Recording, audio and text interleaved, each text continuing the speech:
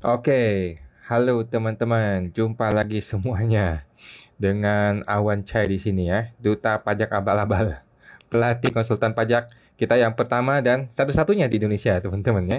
Kita live Instagram guys setiap hari Senin dan gratis ya di Pajak Smart ini buat teman-teman semua jam 8 malam hari Senin. Dan seperti biasa guys, sebelum dimulai, gua perlu disclaimer dahulu ya, bahwa semua yang gue sampaikan di video ini adalah pendapat pribadi gua 100% teman-teman ya.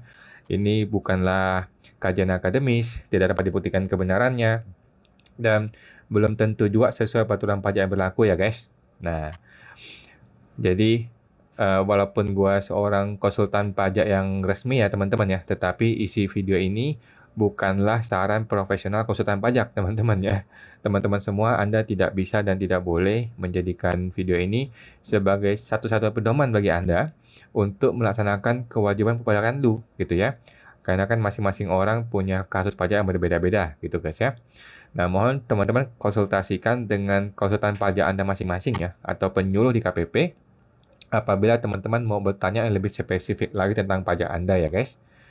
Nah, seperti biasa, Awan akan tersedia secara gratis ya dan langsung di live Instagram Pajak Smart setiap hari Senin jam 8 malam guys. Oke, kita promo dulu nih buat teman-teman yang belum tahu ya. Kita sekarang ada program membership yang masih kita perpanjang masa promonya nih ya. Bagi teman-teman yang pengen diskusi langsung dengan Awan, dapat bergabung di program membership kita ya. Teman-teman tinggal daftar di website eh, pajaksmart.com guys miring spesial ya. Pajaksmart.com guys miring spesial dengan kode promo endasmu. Oke, dengan kode promo endasmu, maka teman-teman akan dapat yang namanya promo khusus harga spesial untuk membership ini teman-teman ya. Nanti teman-teman akan tergabung dalam grup WhatsApp membership, kemudian kita bebas diskusi tiap hari ya. Di grup itu, teman-teman juga bisa ketemu saya secara online langsung di hari Jumat malam jam 8 malam ya. Kita bebas membahas kasus-kasus pajak teman-teman semua ya. Membership ini nanti bayar bulanan, tahunan, atau lifetime ya. Teman-teman tinggal bergabung di membership kita di pajaksmart.com guys miring spesial dengan kode promo endasmu. Oke teman-teman ya. Oke. Sebelum kita mulai teman-teman, kita akan refresh dulu ya. Informasi terbaru hari ini adalah sudah ada press release dari pengadilan pajak mengenai kemenangan wajib pajak ya. Coba gue langsung putar dulu teman-teman ya. Nah, ini dia. Nah, ini teman-teman ya. Jadi sepanjang 2024 itu ada informasi terbaru kemenangan otoritas di pengadilan pajak itu naik. Oke. Jadi sepanjang 2024 kan kita sering bersidang di pengadilan pajak ya. Ada yang menang, ada yang kalah, ada yang WP menang, ada yang WP kalah. Nah, tahun lalu itu WP menang tuh lebih dari 60%. Tahun ini juga sama ya, menang lebih dari 60%, tetapi tingkat kemenangannya lebih rendah kalau wajib pajak tahun ini ya.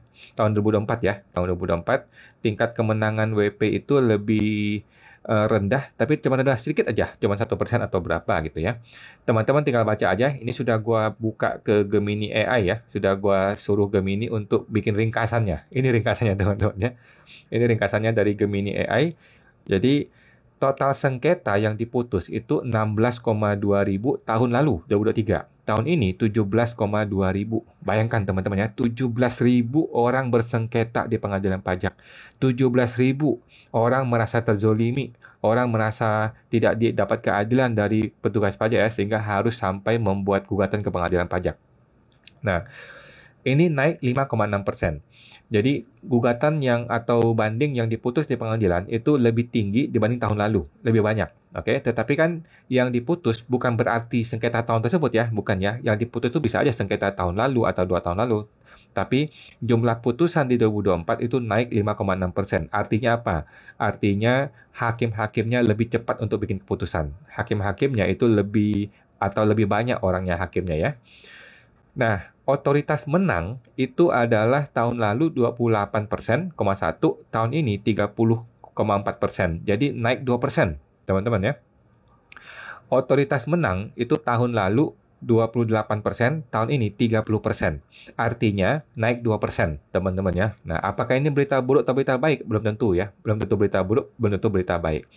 Nah, untuk yang wajib pajak menang, itu kan berarti tahun lalu itu sekitar 70% lebih ya. tahun ini sekitar 69% lebih. Jadi beda sedikit teman-teman ya.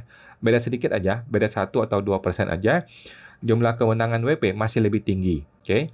Wajib pajak menang itu ada 2 kategori ya. Wajib pajak menang seluruhnya dan wajib pajak yang menang dikabulkan sebagian. Oke. Nah, wajib pajak menang seluruhnya tahun lalu tuh 45%, tahun ini 44%. Jadi beda sedikit aja, beda tipis banget ya. Cuma beda sekitar 1%. Oke. Jadi berkas sengketa yang masuk itu ada penurunan. Nah, berkas sengketa yang masuk 12,7 ribu tahun 2023, kalau 2024 itu 11,8 ribu. Artinya apa? Artinya lebih sedikit orang menggugat ke pengadilan tahun 2024. Tetapi 11.000 adalah angka yang sangat-sangat banyak teman-teman ya. 11.000 orang itu kalau dikumpulin di stadion TV, stadion sepak bola penuh teman-teman ya. Nah, jadi seperti itu ya. Sekarang pertanyaannya apa definisi dari angka statistik ini teman-teman ya. Jadi pengadilan pajak adalah salah satu dunia tipu-tipu di dalam Kementerian Keuangan ya, di mana hakim-hakim di pengadilan pajak adalah hakim-hakim yang berada di bawah Kementerian Keuangan, kemudian oknum-oknum yang perang sama kita di pengadilan juga teman-teman dia, orang di bawah Kementerian Keuangan, sehingga sangat-sangat diduga hakim-hakim itu tidak transparan, tidak berintegritas atau tidak objektif lah boleh dibilang gitu ya, karena mereka nggak sulit sekali untuk memutus kalah teman-teman dia sendiri gitu loh. Jadi cara mainnya gimana nih? Cara mainnya supaya cantik gimana kan? Nah, supaya cantik cara mainnya adalah dia bikin statistiknya seolah-olah kita menang lebih banyak. Memang betul teman-teman ya, kita menang 70%. Gitu ya. Wajib pajak menang 70%. Artinya secara jumlah kasus wajib pajak itu menang lebih banyak. Berarti kan bagus dong. Berarti kan kita merasa, oh bagus nih. Banyak orang terzolimi itu menang di pengadilan. Padahal teman-teman, jumlah kasus kita menang betul banyak. Tetapi jumlah uangnya belum tentu kita lebih banyak. Teman-teman ya, data ini sampai hari ini masih dirahasiakan oleh si oknum-oknum di pengadilan pajak itu ya.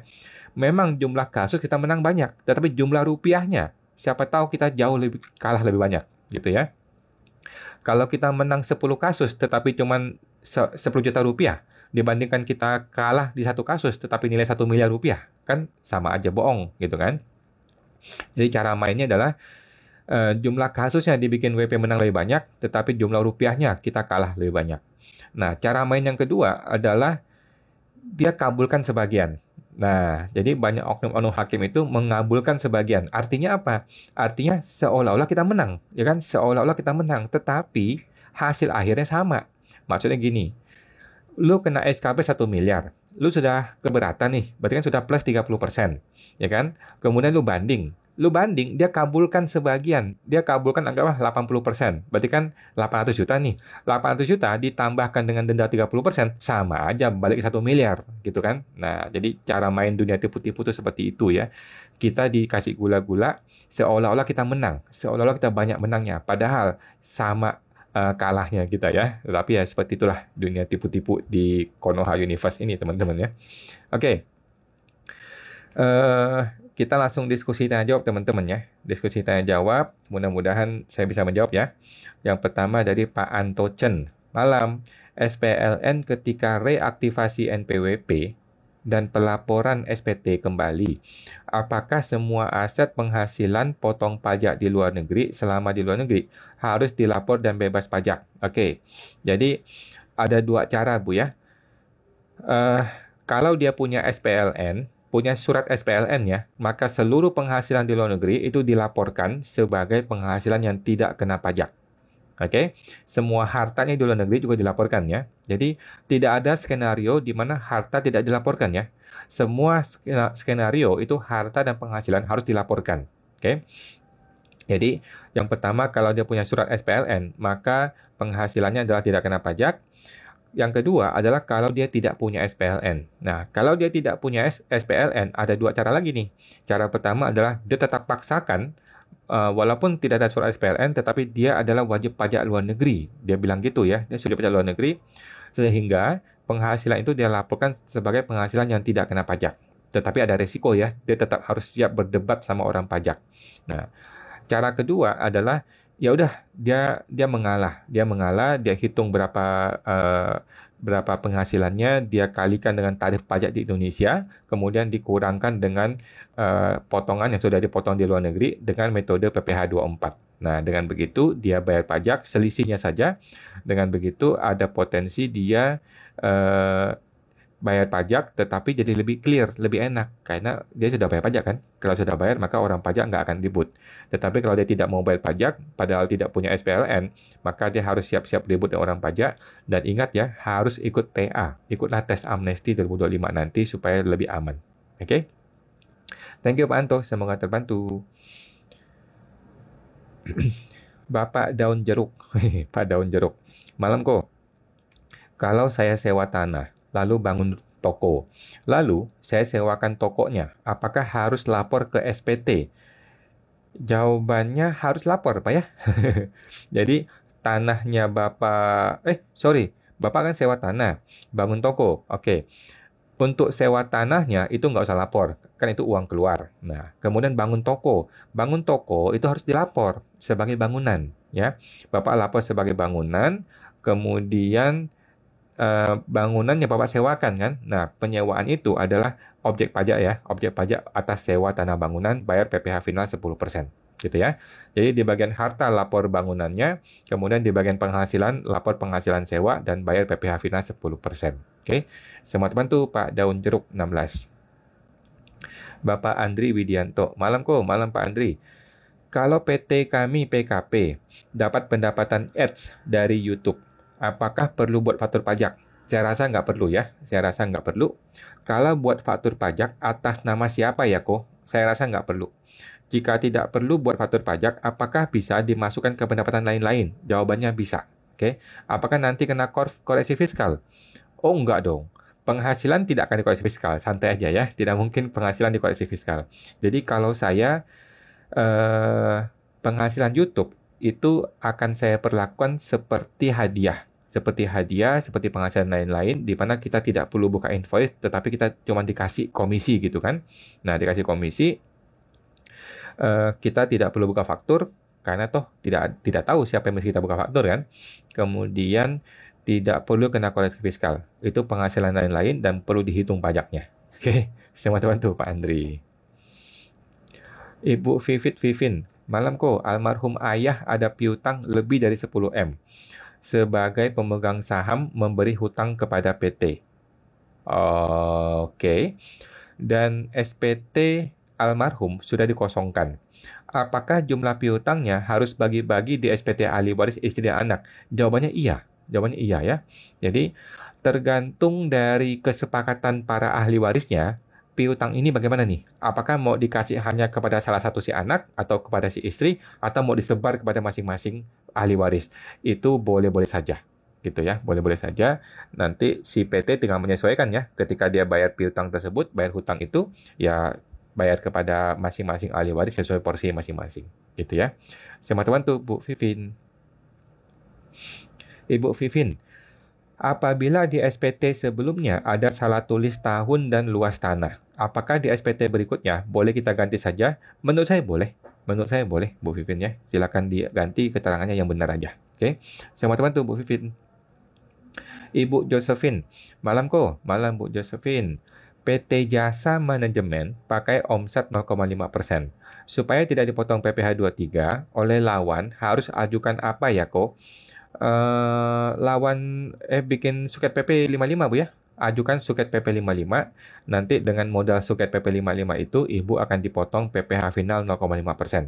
Tidak dipotong PPh 23. Oke. Kemudian pertanyaannya adalah online atau harus datang ke KPP? Online Bu, online aja ya. Di Kortes sudah bisa katanya. Di Kortes sudah bisa cetak suket PP 55. Hanya satu kali pengajuan atau ada masa berlaku? Satu kali aja Bu ya. Satu kali pengajuan langsung berlaku 3 tahun.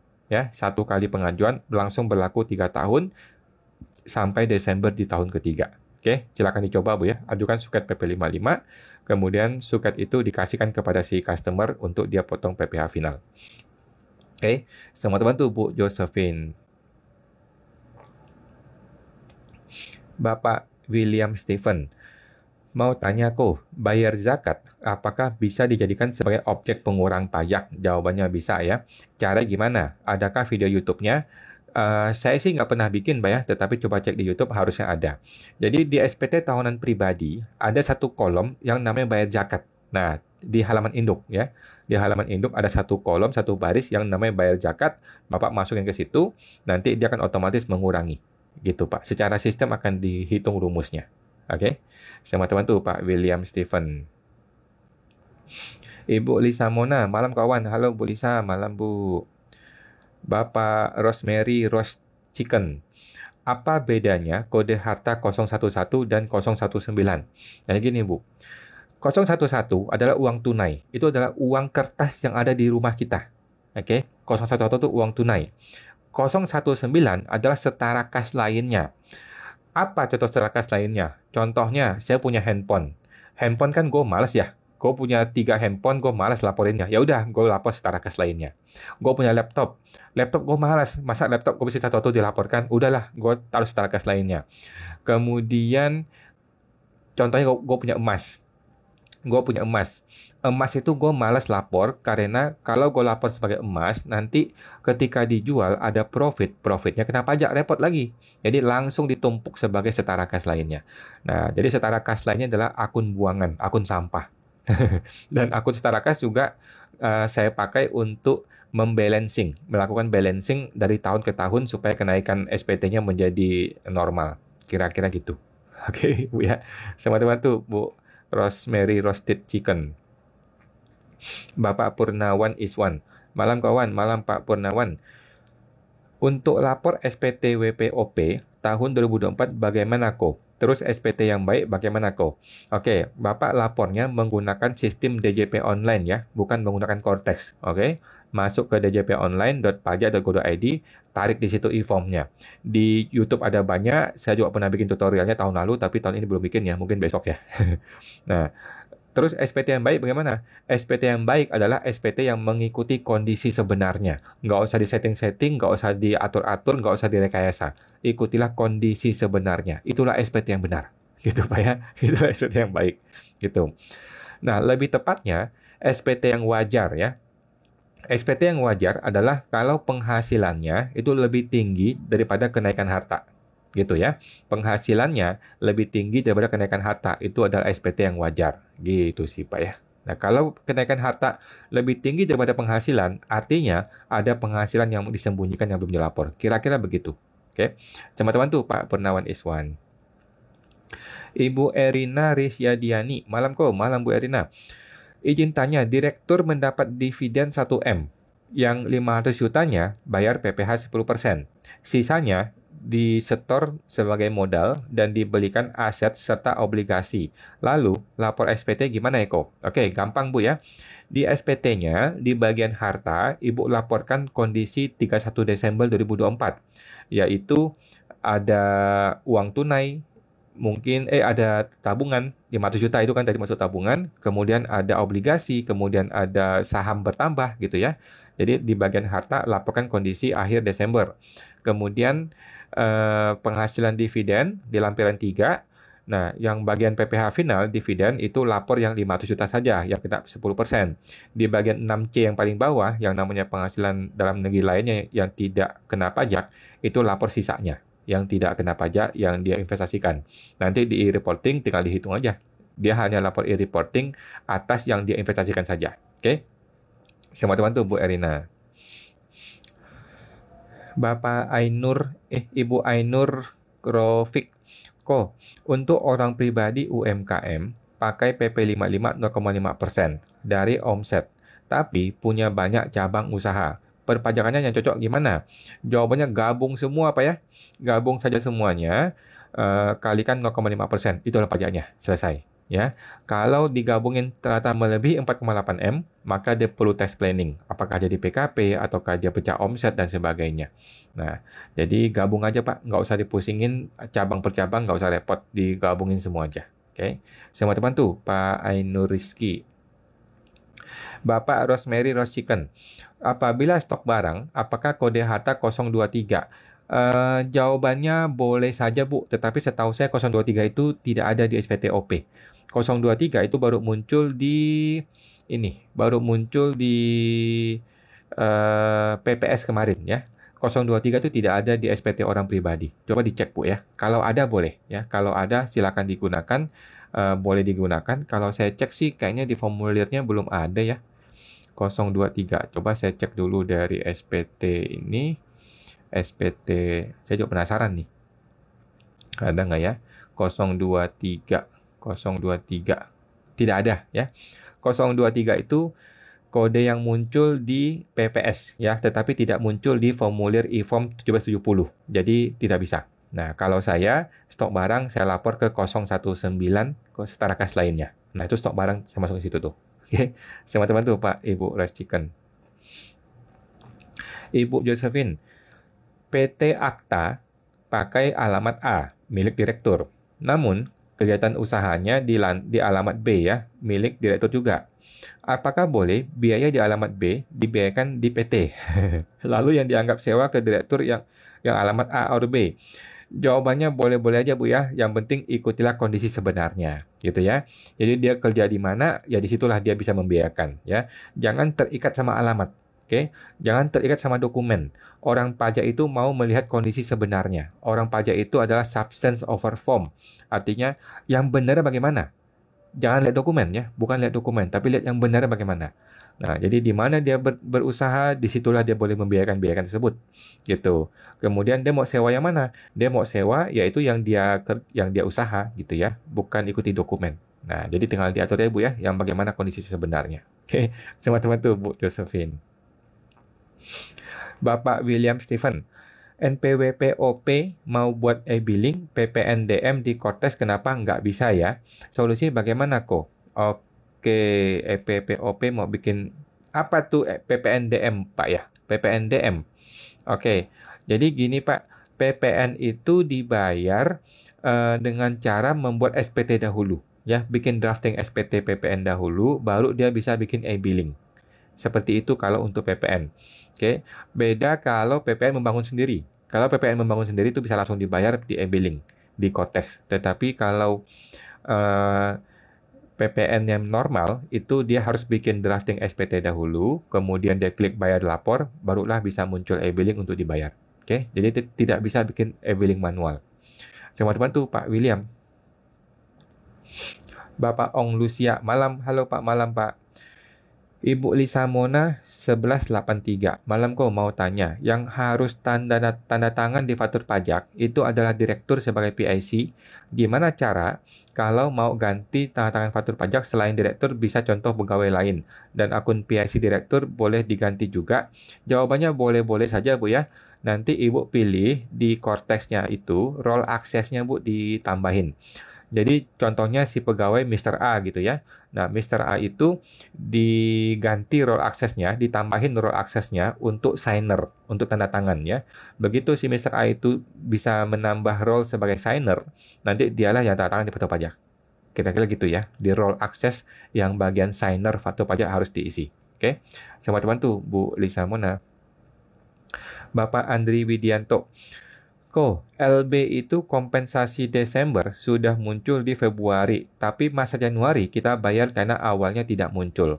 Udah coba pembetulan, tapi tetap nggak bisa. Alhasil, masa Februari LB Desember dikurangin dengan nilai masa Januari, padahal Januari kami bayar. Padahal Januari dibayar. Januari dibayar. Nggak apa-apa sih Pak. Jadi, Bapak nggak perlu khawatir seperti ini. Coba dihitung-hitung lagi Pak ya. Coba dihitung-hitung lagi. Yang penting hitung-hitungannya betul ya. Bapak boleh pembetulan SPT kalau mau. Pembetulan Januari boleh. Kemudian pembetulan Februari juga boleh ya. Intinya adalah hitung yang betul. Masalah klop-klopan ini tinggal diatur aja. Gitu sih Pak.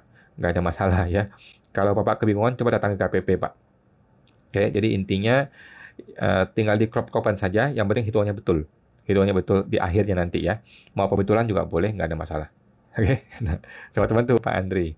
Jadi buat teman-teman ya, kalau faktur pajak masukan tidak muncul, itu nggak usah dipaksain ya. Biarin aja, nggak usah dipaksain, nggak usah dilaporin dulu. atau dilapor tetapi yang ada dahulu gitu loh, yang ada aja dulu, nggak usah dipaksain kita input manual gitu. Kan itu kan nanti akan muncul di prepopulatif. Oke, thank you Pak Andre. Ibu Ong Lucia mau tanya kok, sertal itu berlaku berapa lama? Sepemahaman kita itu 2 tahun, ya. Sepemahaman kita 2 tahun. Jadi coba cek aja nanti 2 tahun lagi ya, masih masih seperti itu apa enggak. Kalau memang expired ya tinggal dibikin lagi. Kan sekarang sudah bisa online, gampang. Oke. Nah, sama-sama tuh Bu Ong Lucia. Bapak Ferry Hart, malam kok. Kode billing kan sudah dibuat. Bagaimana cara pakai deposit di Cortex? Terima kasih. Bapak coba cek ke YouTube Pak ya, teknisnya ya. Jadi Bapak tinggal bikin deposit, kemudian nanti, oh nggak bisa kalau kode billing sudah dibikin. Oh bisa-bisa ya. Bapak deposit dahulu, kemudian ketika kode billing mau dibayar, Bapak pilih deposit gitu. Atau sebelum e-billing kayaknya. Atau sebelum e-billing Bapak harus pilih dulu deposit baru bisa kayaknya. Nah, coba teknisnya Pak, coba ke YouTube Pak ya. Ke YouTube di teman-teman yang lain juga pada banyak sih yang bikin seperti ini. Kayaknya sih mesti deposit dulu deh. Mesti deposit dahulu baru bisa bikin e-billing, kemudian pilih menu bayar pakai deposit. Nah, kalau e-billing sudah terlanjur dibikin, maka Bapak langsung bayar aja. Langsung bayar aja, nggak usah melalui deposit. Gitu ya. Oke, sama-sama tuh Pak Ferry Hart. Bapak Hardi Tanu Wijaya. Malam kok Hardi. Kalau daftar harta di SPT untuk rumah, falas dan perhiasan, pakai harga pasar atau harga beli? Jawabannya semuanya harga beli, Pak ya. Semua lapor di SPT adalah harga beli. Tidak ada yang dilapor dengan harga pasar. Oke. Tiap tahunnya Tesco. Sama Pak ya. Jadi tiap tahun apapun hartanya yang kita laporkan adalah kita lapor pakai harga beli, bukan harga pasar. Oke. Sama teman tuh Pak Hardi. Bapak Daun Jeruk 16. Malam kok.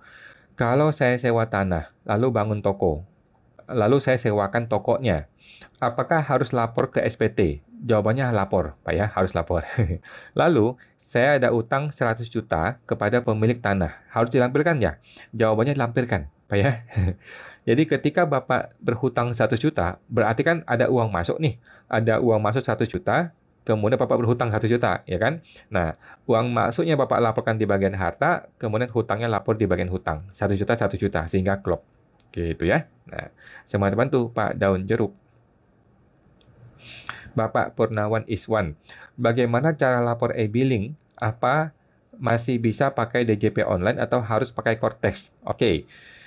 Jadi semua e-billing urusan 2024 itu gunakan DJP online. Oke. Semua e-billing tahun 2025 gunakan Cortex. Begitu Pak, biar gampang ya. Semua urusan 2024 pakai DJP online, semua urusan 2025 pakai Cortex. Sesimpel itu. Oke. Semua teman tuh Pak Purnawan. Bapak Tasik Impor Jakarta 48. UMKM di bawah 500 juta, Shopee affiliate. Jika input bukti potong afiliat, jadinya LB. Jika tambah pendapatan lain, harus 70 juta, karena PTKP 67,5 juta. Oke? Nggak ada masalah, Pak ya? Nggak ada masalah. Bapak tinggal pilih aja mau metode mana ya. Metode pertama adalah bukti potongnya dibuang sebagian. Oke? Bukti potongnya tidak semua diakuin, kemudian Bapak menjadi kurang bayar atau nihil. Ya kan? Cara kedua adalah menambahkan penghasilan lainnya 70 juta sehingga menjadi nihil atau kurang bayar. Kira-kira gitu Pak. Tinggal dipilih aja mana yang lebih enak. Dua-duanya boleh dilakukan. Ya. Sama teman tuh Pak Tasim Impor. Bapak Jindri, malam kawan. Mau tanya, misal kita baru buat CV. Lalu kita sebagai direktur memiliki kendaraan angkutan atas nama pribadi. Apakah boleh kita masukkan kendaraan itu kepada CV? Tipsnya gimana? Jawabannya boleh Pak ya. Jawabannya boleh-boleh aja. Bapak mesti menambahkan modal di CV. Oke, menambahkan modal di CV dalam bentuk barang, bukan uang. Oke, nanti tinggal dibalik nama kepada CV. Di CV di jurnal debitnya itu adalah kendaraan masuk, kreditnya adalah modal si Mr. A. Gitu. Nanti di SPT pribadi Mr. A modalnya naik, modal CV-nya naik. Gitu ya. Oke, sama teman tuh Pak Jindri 74. Ibu Valeri Adeline Wijaya, malam kok mau tanya. Ada saudara di korteksnya itu muncul di bagian pembayaran kode billing. Banyak kode billing yang belum terbayar bulan-bulan di tahun 2020. Itu harus dibayarkah? Jawabannya nggak perlu Bu ya. E-billing yang memang sudah terbayar atau belum terbayar tapi kita nggak perlu lagi, itu nggak usah dibayar. Biarin aja Bu, buang aja. Oke, kode billing itu kalau nggak dibayar nanti akan nggak kepakai sama sekali, jadi nggak ada masalah. Oke, sama teman tuh Bu Valeri. Bapak Henry Wijaya Kusuma.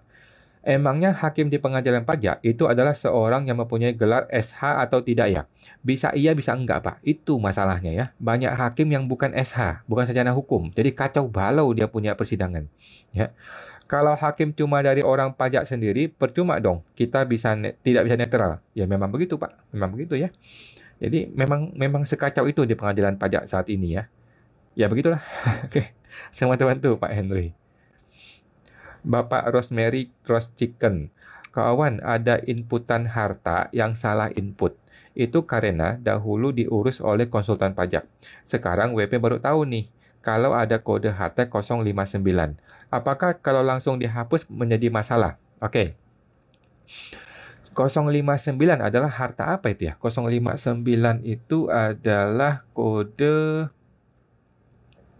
harta bergerak lainnya, gitu kan? Nah, kalau emang barang ini tidak ada, langsung aja buang, Bu. Langsung aja dibuang aja tahun 2024 ini dengan catatan memang itu harta tidak pernah ada.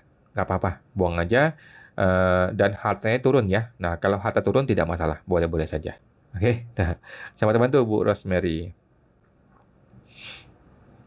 Bapak Permadi, malam Bro Awan. Halo, malam Pak Permadi. Udah dapat bukti penerimaan surat atau BPS saat ajukan penghapusan MPP istri ke KPP. Karena kan istri mau gabung suami. Udah 9 bulan berlalu, sampai dengan sekarang belum ada konfirmasi. Harus dapat konfirmasi dari DJP kah? Atau lapor SPT Maret? eh, Maret ini. Jawabannya betul Pak ya, Bapak mesti konfirmasi dahulu kepada KPP. Dikonfirmasi dahulu, kalau memang dia belum dapat keputusan, maka dia perlu untuk melaporkan SPT tahunan 2024. Takutnya nanti malah kena denda, kan gitu. Ya.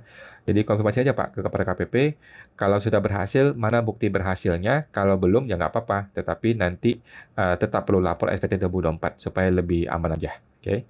Sama teman tuh Pak Permadi. Bapak Zindri 074. Apakah jika kita memasukkan kendaraan bisa menjadi beban yang bisa dibayarkan, ya kok? Jawabannya bisa-bisa aja ya. Maksud Ibu beban penyusutannya kan? Kalau beban penyusutannya bisa-bisa aja. Soalnya rencana itu mobil angkutan tersebut mau dipakai di CV. Boleh-boleh Bu ya. Boleh-boleh pakai aja. Mau dimasukin ke CV, kemudian penyusutannya masuk ke BCV. Itu boleh-boleh dilakukan. Silakan aja. Yang penting memang keperluan mobil itu untuk operasional CV ya. Gitu. Oke. Thank you Pak Jindri. Bapak Permadi, masalah nggak ya? Oh, nggak masalah Pak ya. Nggak masalah. Pak tadi ya. Oke, nggak masalah Pak. Silakan dilapor SPT 2024 atau konfirmasi dulu deh kepada orang pajaknya. Ibu Jindri, dan apakah jika kita masukkan kendaraan bisa menjadi beban yang bisa dibiayakan? Oh tadi sudah ya. Thank you. Bapak Purnawan Iswan, pada saat isi SPT tahunan untuk WP yang beli mobil bekas tahun lalu, pada kolom keterangan apa yang bagus diisi kok? Karena mobil yang dibeli tahun kemarin itu belum dibalik nama. Nggak ada masalah Pak ya. Mau beli bekas ataupun mobil baru, mau sudah atau belum balik nama, nggak ada masalah. Tinggal isi keterangannya, mungkin nomor platnya aja ya. Nomor platnya atau nomor BPKB juga boleh. Nama, mereknya, tipenya apa tinggal dikasih tahu di keterangan. Boleh-boleh aja Pak. Yang penting rupiahnya betul ya. Rupiah yang paling penting. Oke, sama teman tuh Pak Purnawan Iswan. Bapak Permadi, soalnya ada yang bilang, kalau sudah lebih dari 6 bulan, dianggap sudah disetujui. Betulkah? 12 bulan deh Pak ya. Kalau nggak salah 12 bulan. Karena kan ada pemeriksaan. Nah, pemeriksaan kan 12 bulan. Gitu. Memang saya yakin sudah disetujui sih. Saya yakin sudah disetujui, tapi supaya lebih tenang, Bapak mintain surat persetujuan kepada KPP. Oke, sama teman tuh Pak Permadi. Bapak Henry Wijaya Kusuma. Kalau hadiah, kena 30%. Lah, kalau uang sumbangan yang terkumpul dari banyak orang, nilainya 500 juta. Di mana hukum pajaknya? Apakah semua penyumbang juga wajib setor nomor NPWP masing-masing? Tadi mengenai apa Pak Henry ya? Lupa saya. Tadi mengenai apa ya? Hadiah. Saya masih agak lupa Pak tadi ya. Jadi intinya, kalau sumbangan itu tidak kena pajak, betul. Kalau yang terima adalah yayasan, ya. Kalau yang terima uang sumbangan adalah yayasan yang sosial, maka sumbangan itu tidak kena pajak, betul.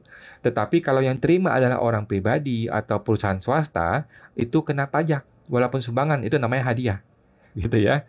Nah, MPP masing-masing pemberi sumbangan tidak perlu dikasihkan ya, karena kan yang bayar pajak adalah yang menerima sumbangan. Gitu, Pak. Nah, sama teman tuh Pak Henry. Bapak Tas Impor Jakarta. Apa solusi terbaik? Apakah penghasilan afiliat nggak usah lapor, jadi nggak input bukti potong, jadi nggak LB, apakah boleh? Jawabannya tidak ya, Bapak laporkan semua. Oke, laporkan semua penghasilan, kemudian kalau bukti potongnya LB, maka bukti potong itu sebagian tidak diakuin. Bapak hanya akuin bukti potong senilai yang Bapak mau saja, yang dibutuhkan saja. Gitu aja. Oke. Opsi lainnya adalah menambah penghasilan. Saya rasa nggak perlu ya. Tinggal bukti potongnya aja. Tidak semuanya diakui. Sebagian tidak diakui. Oke.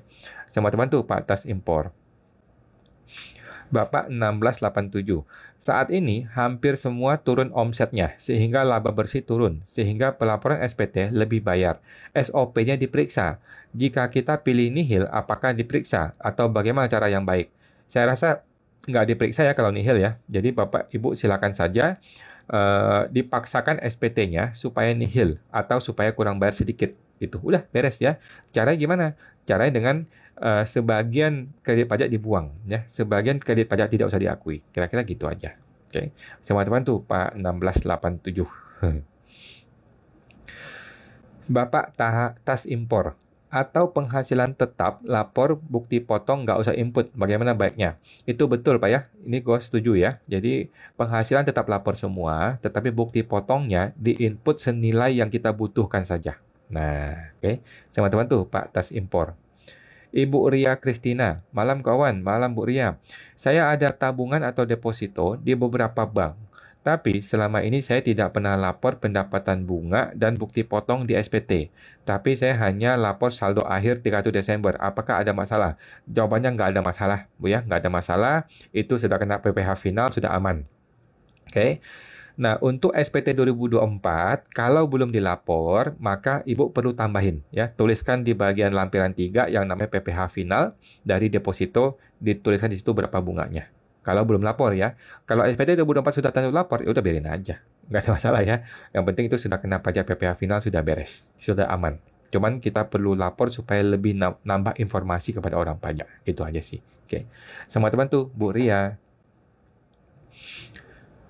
Bapak Dedi Yas, kok mau tanya, apakah boleh kita konsultasi laporan keuangan untuk SPT tahunan kepada AR kita? Jawabannya boleh, Pak ya, boleh-boleh, nggak ada masalah ya. AR itu kan digaji untuk bantuin kita, gitu ya. Boleh saja ya, nggak ada masalah kok. Jangan khawatir, AR itu akan ngerjain kita. Itu jarang-jarang terjadi ya. Justru kalau kita berteman dengan AR itu bagus ya, gitu ya. Oke, sama-sama tuh Pak Dedi Yas. Ibu Cecilia Teja, malam Pak Wan, malam Bu Cecil. Ibu Fafa Johari, kalau CV PKP sudah nihil 5 tahun, sebaiknya tutup aja atau lapor seumur hidup. Kalau saya pikir gini Bu, kalau saya pikir tetap dilapor, nanti kan ada TA nih. Nah, begitu tes amnesti muncul, kita ikut TA. Setelah kita ikut TA, barulah dihapus MPWP-nya. Gitu. Kenapa gitu? Karena penghapusan MPP akan ada pemeriksaan kan. Nah, ada pemeriksaan bisa agak repot kita. Tetapi kalau sudah ikut TA, kemudian dicabut MPP-nya, itu pemeriksaan tuh cuma sebentar doang gitu. Nggak sampai 5 tahun pemeriksaannya kan. Jadi sebentar aja akan lebih cepat, lebih mudah gitu, Bu. By the way, tutup CV itu mesti ke notaris, malah repot lagi gitu, Bu. Kalau saya sih mending cabut PKP-nya, tapi nggak usah tutup CV-nya. Jadi cabut PKP setelah ikut TA ya. Kemudian MPP di NE kan. Nah, MPP NE itu nggak usah lapor lagi. gitu. Tapi nggak usah cabut. Kalau cabut masih bikin akte pembubaran dan sebagainya repot. Oke. Sama teman tuh Bu Fafa.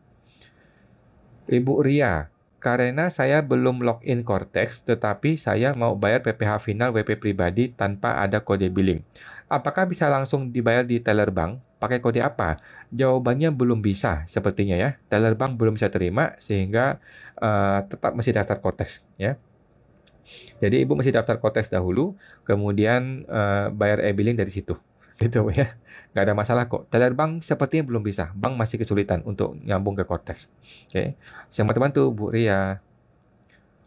Bapak Rahmat Derufarista. Kok mau nanya, PPN masukan bulan November-Desember 2024 setelah dimigrasi ke Cortex ternyata double. Jadi pembetulannya di akun akumulasi, bukannya diambil dari pembetulan terakhir. Solusi gimana? Nah, mampus dah. Gampang, Bapak ke KPP aja. Bapak ke KPP aja, tolong ngomel-ngomel aja ke KPP itu ya. Bilangin ini gimana solusinya nih. Jadi mesti ke KPP ini sih. Ini memang kacau Cortex-nya. Memang kacau Cortex. Kalau Bapak nggak mau ke KPP, Bapak tungguin. Tunggu dengan sabar, mudah-mudahan akan bisa. Nah, akan bisa diperbaiki dalam waktu dekat. Gitu ya. Tapi sementara ini nggak ada solusi. Mesti ke KPP. Oke. Sama teman tuh, Pak Rahmat. Bapak Rosemary Roast Chicken. Apakah penghapusan harta karena kesalahan input itu harus tunggu tes amnesti? Nggak usah Bu, nggak usah, langsung aja. Ibu langsung hapus sekarang, kemudian ikut TA kan? Nah, setelah ikut TA, maka yang sudah dilapor yang terbaru ini dianggap benar, gitu Pak. Ya, kalau Bapak hapusnya nanti setelah TA, malah jadi masalah. Gitu kan? Mending dihapus sekarang, kemudian ikut TA. Nah, dengan ikut TA, maka semua yang kita laporkan sudah dianggap betul. Oke, semua teman tuh, Bu Rosemary. Ibu Cecilia Teja. Kalau WP pribadi hanya kerja di satu perusahaan, apakah bukti potong PPh 21 harus diupload? Jawabannya perlu, ya, perlu diupload. Ya, kalau nggak diupload nggak apa-apa juga sih. Yang penting disimpan di komputer, gitu. Tapi tetap diperhitungkan ya, perlu diperhitungkan. Mengenai upload mah bebas saja, mau upload boleh, nggak upload juga nggak apa-apa. Yang kan orang pajak juga sudah tahu lah data bukti potong kita. Oke, sama teman tuh Bu Cecilia. Bapak ya Ibu Yani 1523. Kok mau tanya, kalau kita penarikan dana sebagian dalam bonus royalti dari asuransi Manulife, apakah kena pajak? Ini kan bonus royalti. Apakah Ibu agen asuransi? Jadi gini, kalau Ibu agen asuransi, berarti kan bonus royalti ini adalah penghasilan kena pajak sebagai pekerja bebas, seperti biasa kan? Kalau Ibu bukan agen asuransi, artinya ini adalah dana investasi atau nilai tunai dari unit link, ya kan? Maka itu seharusnya tidak kena pajak. Kalau Ibu sudah lapor di SPT sebelumnya ya, karena kan itu hanyalah hasil investasi yang kembali seperti itu. Oke, kalau agen asuransi maka itu kena pajak karena penghasilan biasa. Oke, semua teman tuh Bu Yani. Ibu Tio Mary, malam Bu Tio. Bapak Daun Jeruk, yang soal bangunan toko di tanah sewaan. Pas bangun itu tidak ada IMB. Lalu juga masih ada utang ke pemilik tanah. Itu gimana ya Nggak ada masalah Pak ya. Jadi satu-satu kita pecahin. Untuk bangunan, untuk tanah nih ya. Untuk tanah sewaan itu nggak usah lapor karena bukan tanah kita. Untuk bangunan, Bapak lapor ya senilai Bapak membangun. Walaupun dia ada IMB atau tidak ada IMB, nggak pengaruh. Kita lihat uangnya. Kan uang sudah keluar nih. Nah, uang sudah keluar, maka Bapak mesti lapor ini sebagai harta. Kemudian hutang pemilik. Nah, hutang itu juga Bapak lapor sebagai hutang. Nah, kalau ada hutang, berarti kan ada uang masuk. Nah, uang masuk Bapak lapor sebagai tabungan di SPT tahunan di bagian harta. Kira-kira gitu ya. Nah, saya mau teman tuh Pak Daun Jeruk. Bapak Dedias. Apakah kita boleh membuka semua laporan keuangan kita kepada AR? Ini perusahaan Bu ya. Kalau perusahaan boleh ya. Kalau perusahaan boleh justru bagus ya. Karena kalau ada yang salah kita cepat ketahuan. Kira-kira gitu sih Bu ya. Kalau saya sih menurut saya lebih terbuka ke AR akan lebih bagus. Ya, karena kalau ada yang salah cepat ketahuannya. Bisa kita betulin. Oke. Sama-sama tuh Pak Dedias. Ibu Triani. Apakah kalau tarif 0,5%, omsetnya belum 500 juta, bayarnya 0,5%? Jawabannya nggak usah bayar, Bu ya. Bukankah harusnya omset 500 juta baru dihitung 0,5% dari bruto? Jawabannya betul. Dan itu hanya berlaku untuk orang pribadi, Bu ya. Hanya untuk orang pribadi bayar 0,5% setelah 500 juta. Kalau badan tidak ya. Kalau badan langsung bayar 0,5% sejak awal. Oke. Sama teman tuh Bu Triani.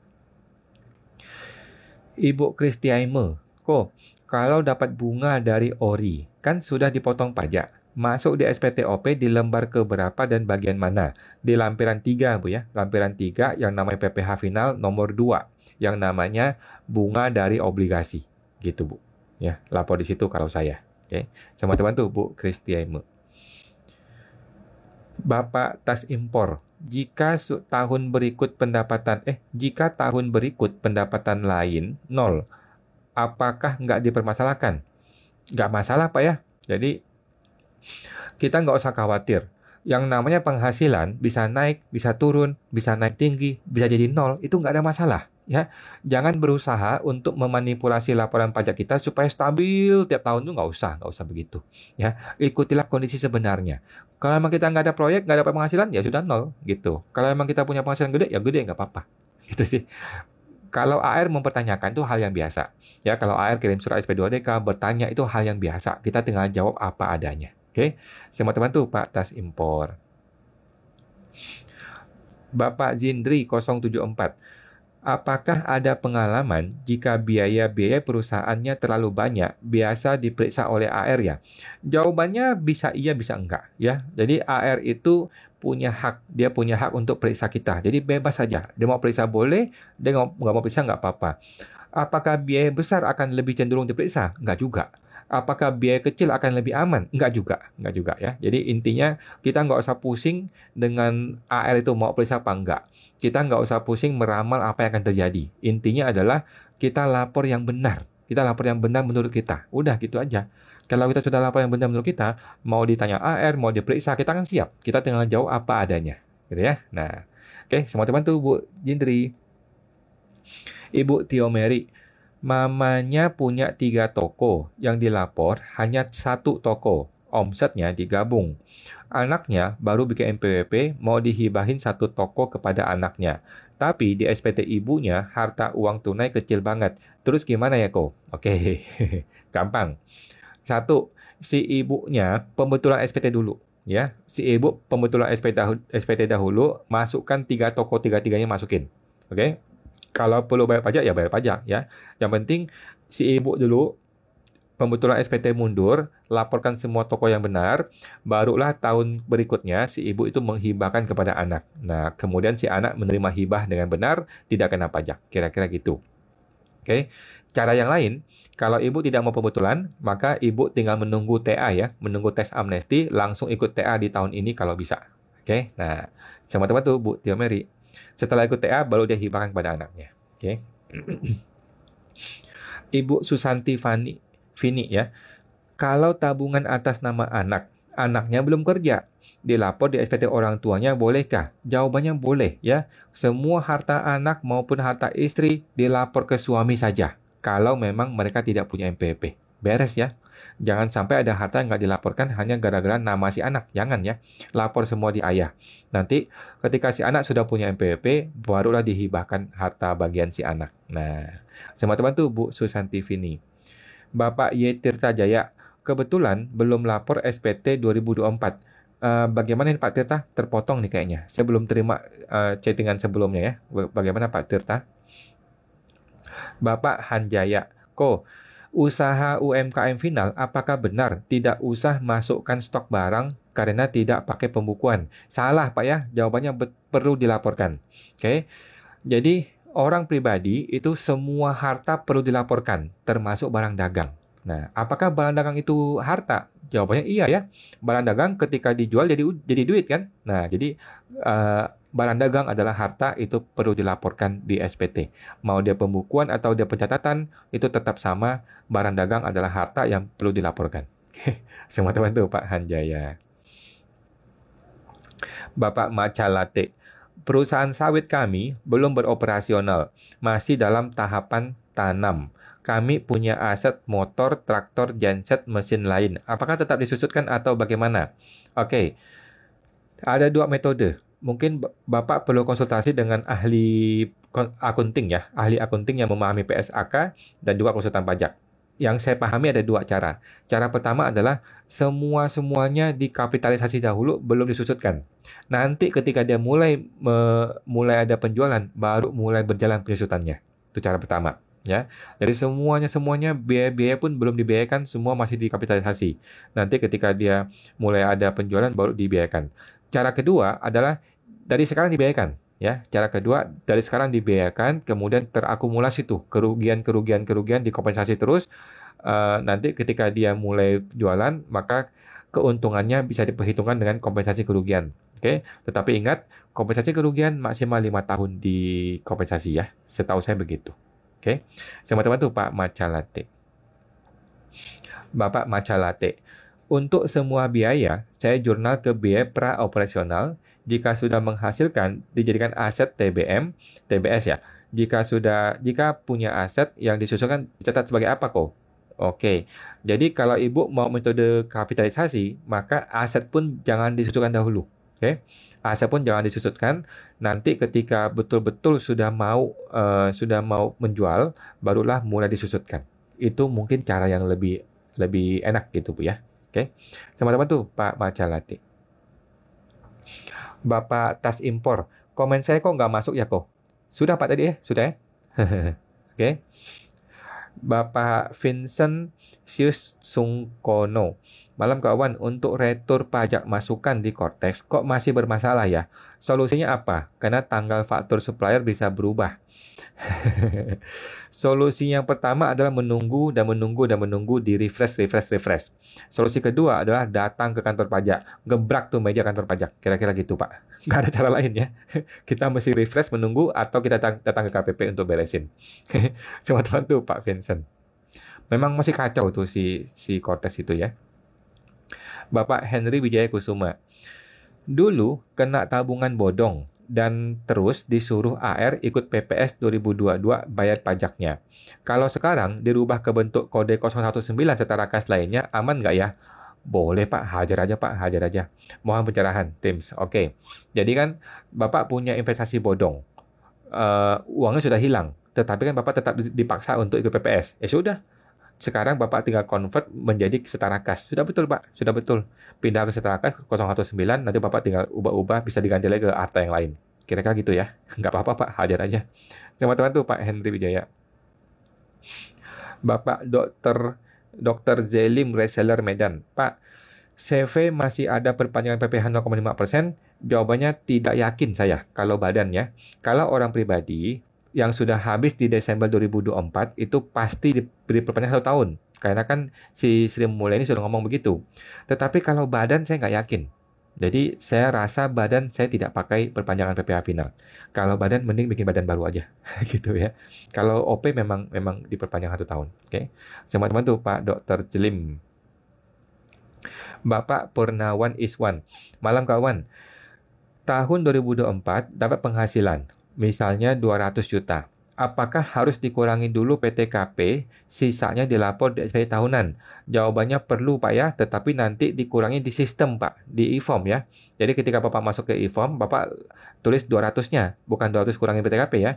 Tulis 200, nanti e-form yang akan mengurangkan ke PTKP. Oke. Terus Bapak bilang ini untuk WPOP UMKM 0,5%. Nah, jadi gini Pak. Kalau WPOP UMKM itu sudah tidak menggunakan cara itu, ya, sudah tidak menggunakan cara-cara PTKP, penghasilan dikurangi PTKP itu nggak ada, ya. Yang namanya PPh final UMKM itu dia langsung 0,5% dikalikan dengan omset, ya. Sudah tidak ada lagi yang namanya PTKP. PTKP itu nggak kepake maksudnya ya, karena jadi sudah final. Oke, PTKP itu untuk yang penghasilannya tidak final, yang bukan UMKM 0,5%. Oke. Sama-sama tuh Pak Purnawan Iswan. Bapak tas impor Jakarta. UMKM di bawah 500 juta. Ada penghasilan dari Shopee affiliate dipotong PPh 21. Jika bukti potong di input jadi LB. kan karena di bawah PTKP. Ya, apakah solusi yang terbaik kok? Solusi terbaik adalah bukti potongnya Bapak nggak usah input ya, atau bukti potongnya hanya diinput senilai yang Bapak perlukan saja. Ya, gitu Pak. Penghasilan tetap dilapor, senilai yang benar, kemudian bukti potongnya Bapak hanya perlu input sesuai kebutuhan saja, sehingga SPT-nya menjadi nihil atau kurang bayar sedikit. Yang penting tidak boleh LB. Oke? Semua teman tuh Pak, tas impor. Bapak Purnawan Iswan, mau tanya kok, UMKM WPOP 0,5% apakah masih diperpanjangkah atau terakhir tahun ini? Jawabannya terakhir tahun ini ya, tahun ini 2025 terakhir Desember. Nah, yang sudah berakhir tahun lalu Desember 2024 itu diperpanjang 1 tahun sampai tahun ini Desember 2025, ya kan? Nanti menjelang akhir Desember 2025 kita mengemis lagi ya, kita mengemis. Mudah-mudahan Sri Mulyani mau perpanjang 1 tahun lagi. Oke, sama teman tuh Pak Purnawan Iswan. Ibu Yani 1523. Kok mau tanya, kalau ambil sebagian dana dan bonus royalti dari asuransi Manulife, apakah kena pajak untuk WPOP? Nah, kalau ibu adalah agen asuransi, maka kena PPh umum ya. Tetapi kalau ibu adalah pemegang polis asuransi, maka itu sama seperti pengembalian investasi kan? Itu harusnya nggak kena pajak kalau ibu sudah laporkan sebelumnya nilai investasi itu. Oke? Sama teman tuh Bu Yani. Bapak Jesnat, malam Pak Wan, saya jual di marketplace. Lalu dapat pajak masukan. Itu PM atas apa? Lalu saya laporkan omset sebelum potong admin marketplace atau setelahnya. Terima kasih. Oke. Jadi gini, untuk omset ya. Untuk omset adalah yang sebelum dipotong admin marketplace. Oke, itu sudah clear ya. Banyak orang bingung. Yang nilai kita jual, yang dibayar oleh customer, itulah yang namanya omset. Ya, belum dikurangin admin dan sebagainya. Kemudian pajak masukan. Apa gunanya pajak masukan?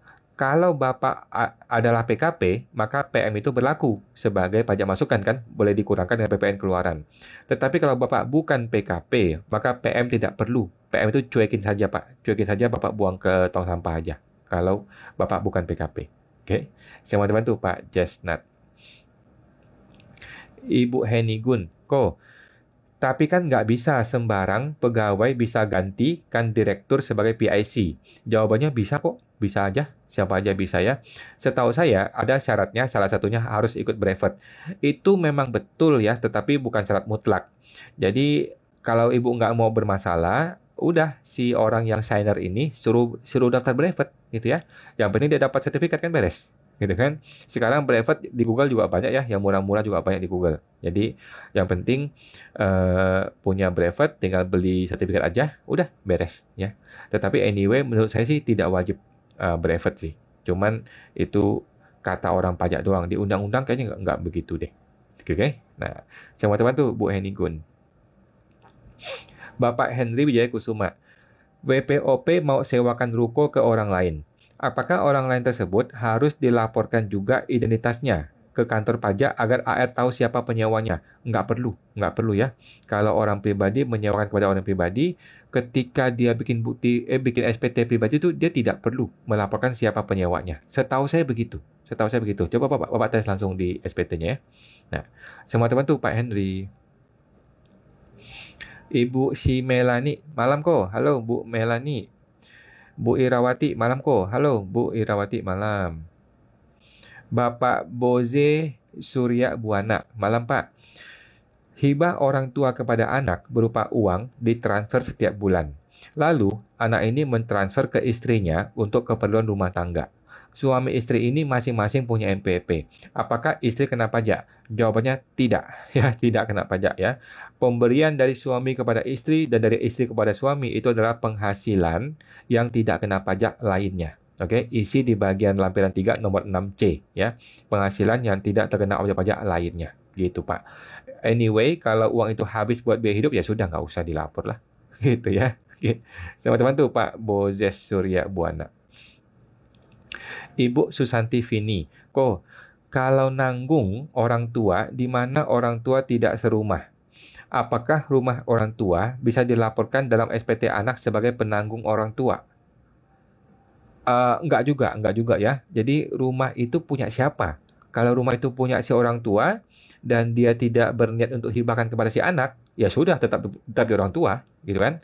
Tetapi kalau rumah itu sudah diniatkan untuk dikasih kepada si anaknya, ya udah lapor di anak, gitu Pak ya. Jadi jangan mentang-mentang kita menanggung dia, kemudian semua harta dia kita lapor, enggak juga ya. Jadi tergantung si orang tua, apakah rumah itu mau dikasih kepada anaknya atau enggak. Oke, sama teman tuh Bu Susanti. Bapak Daun Jeruk 16. Kalau bangun tokonya nggak pakai IMB, gimana ya kok? Kebetulan posisi tokonya di daerah. Nggak ada masalah Pak ya. Mau ada IMB atau nggak ada IMB itu nggak ada urusan. Pokoknya uang sudah keluar, maka kita laporkan harta bangunannya. Gitu Pak. Gitu sih Pak. Karena kalau kita nggak lapor bangunannya, uang sudah keluar, kan nanti kita punya harta turun. Padahal kan kita nggak turun hartanya. Padahal kan harta itu cuma berubah bentuk menjadi bangunan. Kira-kira gitu. Oke. Sama teman tuh Pak Daun Jeruk. Bapak Tas Impor Jakarta. Jika ditambah pendapatan lain cukup besar, jadi 70 juta. Karena PTKP-nya 67 juta.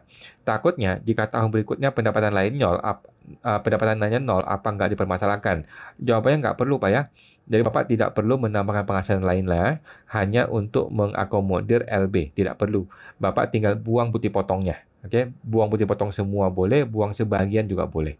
Yang penting SPT-nya tidak menjadi LB. Gitu Pak. Oke, semua teman tuh Pak Tas Impor. Ibu Cecilia Teja, kalau terima dividen dari produk reksadana setiap bulan, apakah boleh laporan investasinya sekaligus 1 tahun atau harus bulan per bulan dilapor? Jawabannya sekaligus Bu ya. Laporan e-reporting dividen itu 1 tahun 1 kali, bukan tiap bulan ya. Nah, e-reporting dividen 1 tahun 1 kali untuk penerimaan dividen selama 1 tahun total. Gitu ya. Cuma nanti ketika lapor dividen itu satu item per item dilapor gitu. Cuma sekali lapor sekaligus setahun. Tapi lapor satu persatu ya itemnya ya. Gitu. Oke. Semua teman tuh Bu Cecilia. Oke, teman-teman sudah lewat jam 9 ya. Kita akan tampung dulu ya. Mohon maaf yang belum terjawab. Kita tampung dan kita akan jawab di video YouTube ya. YouTube-nya Pajak Smart. Oke. Ada Tas Impor Jakarta. Kita tampung dulu ya. Bapak Tas Impor. Kemudian Bapak Henry Wijaya Kusuma. Kemudian Ibu Raini Kua, Ibu Ria Kristina, oke. Kemudian Bapak Hari Rimak, kemudian Bapak Tas Impor, oke. Kemudian Ibu Ria Kristina, kemudian Bapak Tas Impor Jakarta, kemudian Ibu Yani, Bapak Purnawan Iswan, Bapak Tas Impor Jakarta, Bapak Tas Impor Jakarta, Bapak Semuaza, Bapak Snikarek, Bapak Henry Wijaya Kusuma, Ibu Susanti Vini, Bapak Cinlung 3181, kemudian Bapak Yuyun, kemudian Bapak Tas Impor Jakarta, Bapak Ayi Mursyid, Bapak Tio Mary, Bapak Irawati, Ibu Irawati ya, Bapak Kristiaime, Bapak Macalate, Bapak Tesyah, Bapak Peter, oke, kemudian Bapak Macalate, kemudian Bapak Tio Mary, Ibu ya, Ibu Lisa Mona. Oke, Bapak Seven ID. Oke, thank you ya Pak Tas Impor dan teman-teman semua. Terima kasih sudah bergabung. Yang kita jumpa lagi di Senin depan jam 8 malam ya. Yang belum dijawab akan kita jawab di video YouTube. Oke, semua teman-teman semua, makasih semua. Sampai jumpa. Mari.